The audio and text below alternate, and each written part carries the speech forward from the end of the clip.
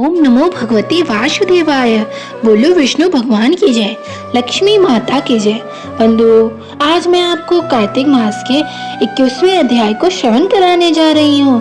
बंधुओं, प्रत्येक मनुष्य को कार्तिक स्नान अवश्य करना चाहिए और कार्तिक स्नान करने के साथ ही कार्तिक महात्म्य के अध्यायों का रोजाना श्रवण करना चाहिए। ऐसा करने से भगवान विष्णु की कृपा सदा ही अपने भक्तों पर बनी रहती है। बोलो विष्णु भगवान की जय। लिखने लगा हूँ श्री हरि के चरणों में शीश नवाए, कार्तिक माह का बने यह 21वां अध्याय। अब ब्रह्मा आदि देवता नतमस्तक होकर भगवान शिव की स्तुति करने लगे। वे बोले, हे देवादिदेव, आप प्रकृति से परे पार ब्रह्म और परमेश्वर हैं। आप निर्गुण निर्वाकारी व सबके ईश्वर होकर भी नित्य अनेक प्रकार के कर्म को करते हैं। हे प्रभु, हम ब्रह्मा आदि समस्त देवता आपके दास हैं। हे शंकर जी, हे देवेश, आप प्रसन्न होकर हमारी रक्षा कीजिए।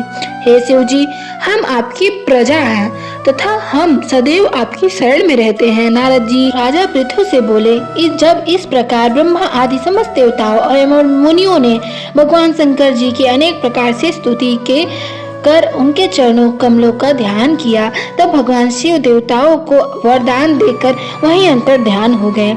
उसके बाद शिव जी का योगासन करते हुए सभी देवता प्रसन्न होकर अपने अपने लोक को चले गए। भगवान शंकर के साथ सागर पुत्र जलंधर का युद्ध चरित्र पुण्य प्रदान करने वाला है तथा समस्त पापों को नष्ट करने वाला है। यह सभी सुखदायक और शिव को भी आनंददायक है।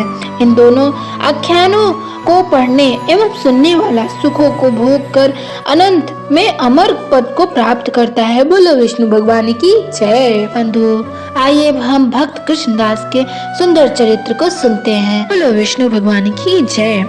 एक भक्त कवि का जन्म सन 1496 में गुजरात के हृदय स्थल चित्रोलोत्रा नामक स्थान शांत गांव में एक बालक का जन्म हुआ, जो आगे चलकर भक्ति और काव्य का प्रकाश बने। यह बालक थे श्री कृष्णदास जी, महान आध्यात्मिक नेता और पुष्टि मार्ग के संस्थापक। महाप्रभु श्री वल्लभाचार्य जी की दिव्य कृपा से श्री कृष्णदास जी को एक असाधारण अवसर प्राप्त हुआ। श्रीनाथ जी की पवित्र सेवा यह महज एक नियुक्ति थी नहीं थी, यह आत्मा का आह्वान था। इस दिव्य सेवा का दायित्व सौंपे जाने पर श्री कृष्णदास जी ने अपना हृदय प्रभु की सेवा में समर्पित कर दिया। उनकी भक्ति ने काव्य का रूप धारण कर लिया। उन्होंने अपने द्वारा रचित प्रत्येक पद में प्रेम और समर्पण की विशद भावनाओं को चित्रित किया है तथा उन्हें गहरी भावना और आध्यात्मिक ऊर्जा के साथ श्रीनाथ जी को सुनाया है। अपनी आवाज श्रद्धा से गूंजती थी और प्रत्येक कविता मानव आत्मा को दिव्यता से जोड़ने वाला सेतु बन जाती थी। एक साधारण गांव में जो शुरू हुआ वह जल्द ही काव्यात्मक व्यक्ति की विरासत में बदल गया, जिसने आने वाली कई पीढ़ियों को प्रेरित किया। लालसा और भक्ति से भरे हृदय के साथ श्री कृष्णदास जी ने एक जीवन बदल लेने का वाला निर्णय लिया। उन्होंने अपना घर छोड़ दिया और ब्रज धाम की पवित्र यात्रा पर निकल पड़े, जो भगवान श्री कृष्ण से गहराई से जुड़ी भूमि है। उनका मार्ग उन्हें पवित्र नगरी मथुरा से होते हुए आगे ले गया और वहां से वे श्री गोवर्धन की दिव्य पहाड़ियों पर पहुंच गए। उस समय श्री गोवर्धन में कुछ विशेष घटित हो रहा था। एक भव्य नया मंदिर निर्माणाधीन था। देव दमन दिव्य रक्षक को समर्पित एक मंदिर। कुछ ही दिनों में देव दमन की पवित्र मूर्ति स्थापित होने वाली थी। वातावरण भक्ति, उत्सुकता और दिव्य ऊर्जा से भरा हुआ था। इस पवित्र समय के दौरान पूज्य आध्यात्मिक गुरु श्री महाप्रभु वल्लभाचार्य जी व्यक्तिगत रूप से राजभोग आरती कर रहे थे, जो श्रीनाथ जी के लिए एक शाही भेंट और पूजा अनुष्ठान था। जैसे श्री कृष्णदास जी को ने श्रीनाथ जी के अद्भुत दर्शन किए, उनकी आत्मा पूरी तरह मंत्र मुग्ध हो गई। उनकी आंख दिव्य स्वरूप पर टिक गई और उसी क्षण उनका हृदय शुद्ध आनंदमय समर्पण में विलीन हो गया। लेकिन इसके बाद जो हुआ वह किसी दिव्य क्षण से कम नहीं था। स्वयं भगवान श्रीनाथ जी ने दृष्टि लौटा दी। वह कृष्णदास जी को देखता रहा। श्रीनाथ जी ने कहा, ये मेरे कृष्णदास जी हैं। वही जो बहुत दिनों से मुझसे दूर थे आखिरकार लौट आए। श्री यमुना के पवित्र जल में स्नान करो और मेरे पास आओ। दिव्य निर्देश का पालन करते हुए कृष्णदास जी ने पवित्र श्री यमुना जी में स्नान किया और खुद को विसर्जित कर दिया। और जब वे वापस लौटे तो श्री महाप्रभु जी ने उन्हें भक्त के मार्ग में दीक्षित कर किया। स्वयं श्रीनाथ जी के सामने कुछ दिनों बाद वैशाख अप्रैल मई माह में शुक्ल पक्ष की तृतीया को श्री महाप्रभु जी ने श्रीनाथ जी को नवनिर्मित मंदिर के गर्भगृह में गरिमा पूर्वक विराजमान किया। उन्होंने मंदिर को की दैनिक सेवाओं के लिए आसपास के क्षेत्रों से बंगाली भक्तों को नियुक्त किया और फिर एक पवित्र जिम्मेदारी आई। श्री कृष्णदास जी को श्रीनाथ जी का भेंटिया किया गया। उनका काम था दूर दूर तक यात्रा करना, प्रभु का संदेश पहुंचाना, भेंट इकट्ठा करना और भक्तों और ईश्वर के बीच के बंधन को गहरा करना। उन्होंने कहा, श्याम कुमार को आज रात परासोली के लिए आना। वह मृदंग बहुत अच्छा बजाता है। आज्ञाकारी और प्रत्याशा से भरे श्री कृष्णदास जी ने श्रीनाथ जी की शरण आरती के बाद तक पर प्रतीक्षा की। फिर वह श्याम कुमार के पास गया और भगवान की इच्छा बताई। उन्होंने कहा, श्रीनाथ जी ने आदेश दिया है कि आपको मृदंग लेकर पारसोली आना है। श्याम कुमार स्तब्ध रह गए। उनकी आवाज कांपती हुई बोली, क्या श्रीनाथ जी ने सचमुच मुझे याद करते हुए कहा है और उन्होंने मुझे बुलाया है? उनका हृदय आनंद से भर गया। बिना देर किए उन्होंने अपना मृदंग, एक पारंपरिक भारतीय वाद्य यंत्र, उठाया और श्री कृष्णदास जी के साथ पारसोली की यात्रा पर निकल पड़े। दिव्य लोक की मृदंग आभा में श्रीनाथ जी सिंहासन पर साथ विराजमान थे और उनके बगल में कोई और नहीं बल्कि स्वयं श्री स्वामी जी और श्री स्वामिनी जी श्री राधा रानी थी।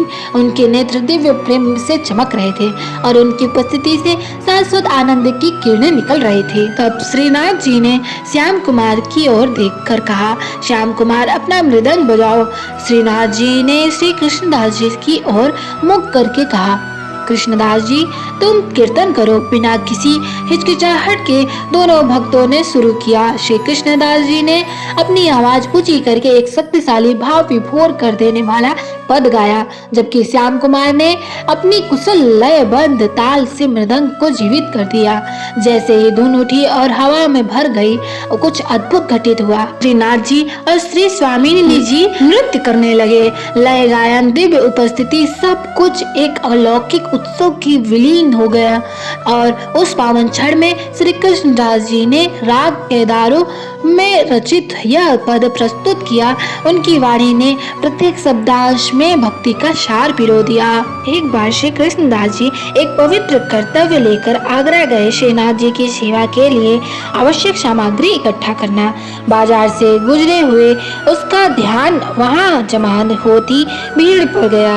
एक वेश्या नाच रही थी, शान से नाच रही थी और उसकी सहेलियां उसके चारों ओर गा रही थी। लोग यह तमाशा देखने के लिए वहीं रुक गए थे। श्री कृष्णदास जी भी रुक गए। जैसे जैसे भीड़ कम होती गई, नर्तकी की नजर श्री कृष्णदास जी पर पड़ी। वह पास आई और उनके ठीक सामने अपनी प्रस्तुति जारी रखी।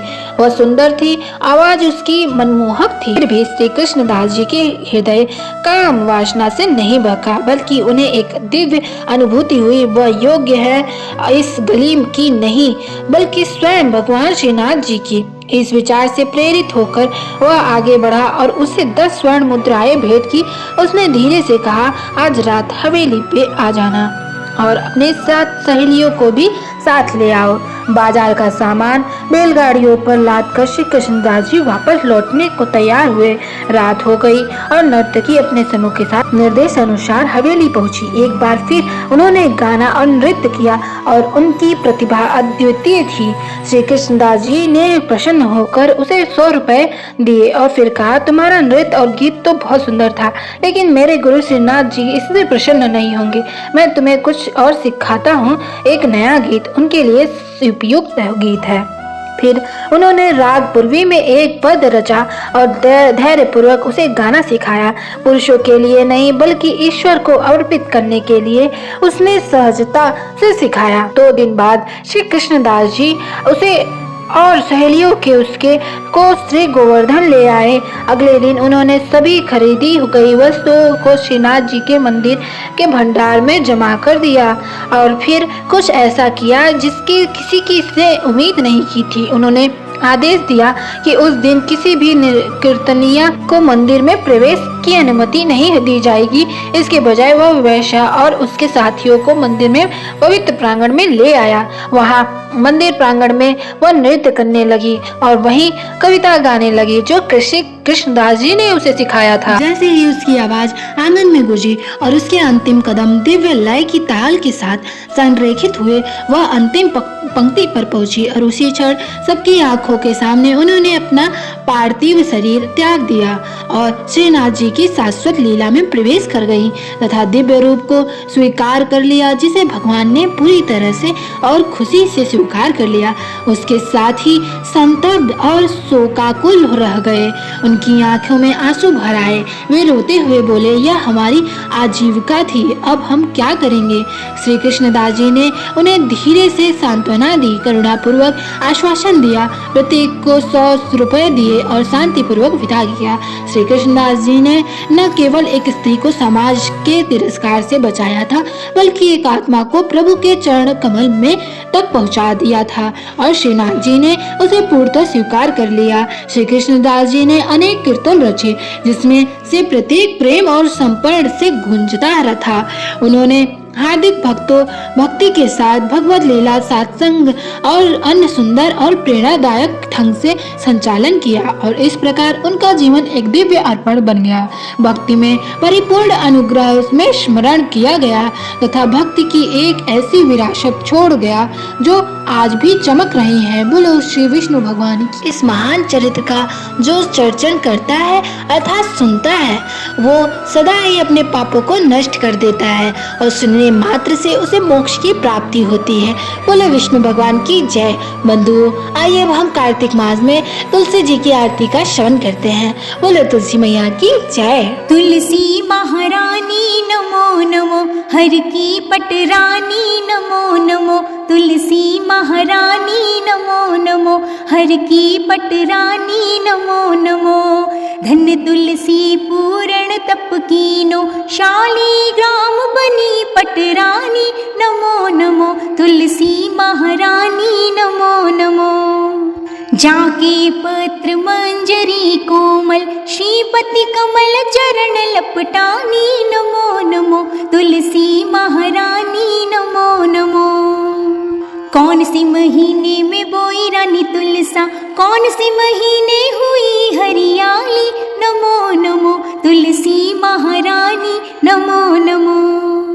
कौन से महीने में हुई तेरी पूजा, कौन से महीने हुई पटरानी नमो नमो, तुलसी महारानी नमो नमो।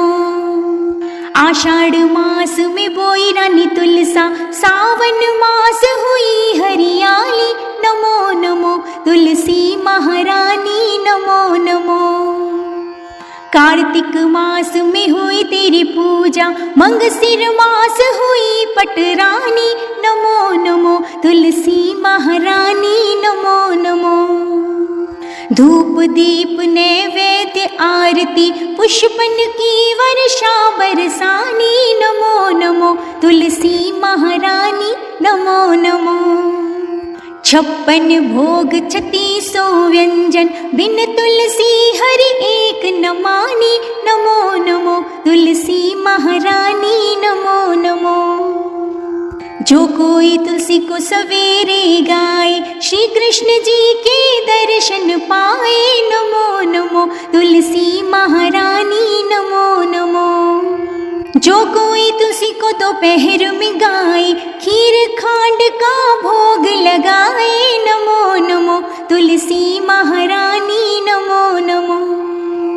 जो कोई तुलसी को सांझ को गाए, श्री कृष्ण जी की आरती उतारे नमो नमो, तुलसी महारानी नमो नमो। जो कोई तुलसी को रात को गाए, श्री कृष्ण जी के चरण दबाए नमो नमो, तुलसी महारानी नमो नमो। जो सखी मैया तेरा गुण गाए, भक्ति दान दीजिए महारानी, नमो नमो तुलसी महारानी, नमो नमो हरि की पटरानी, नमो नमो तुलसी महारानी, नमो नमो। बोलिए तुलसी मैया की जय। बंधुओं, कार्तिक मास के सभी अध्यायों का श्रवण करने के लिए तथा भक्तों के चरित्र का श्रवण करने के लिए हमारे YouTube चैनल को सब्सक्राइब करें और लाइक करना ना भूलें। भगवान श्री हरि की कृपा सदा ही आप पर बनी रहे। बोलो विष्णु भगवान की जय।